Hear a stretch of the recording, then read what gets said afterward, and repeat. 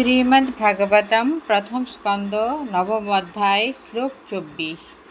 সদেবদেব ভগবান প্রতীক্ষিতাম কলে পরম यावतीदं হিনমেऽহম প্রসন্ন হাসরুণলোচন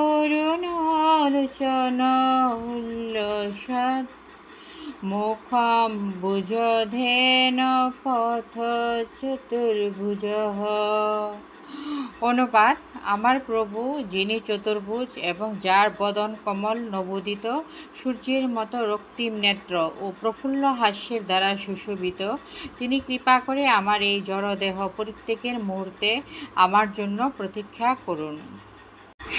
তিনি দেবদেব, দেবতাদের দেবতা, ভগবান পরমেশ্বর ভগবান। প্রতীক্ষতাম, কৃপা করে প্রতীক্ষা করুন। কলেবরম, দেহ যাবৎ, যতক্ষণ পর্যন্ত, ইদম, এই জড়দেহ, হীনমি, ত্যাগ করি, অহম, আমি, প্রসন্ন, প্রফুল্ল, হাসি, অরুণলোচন, প্রভাতের সূর্যের মতো রক্তিম যার চক্ষু, উল্লসৎ, সুন্দরভাবে অলঙ্কৃত, মুখম্বুজ, যার মুখমণ্ডল পদ্মের মতো, ধ্যান পথ, আমার ধ্যানের পথে, চতুর্ভুজ নারায়ণ।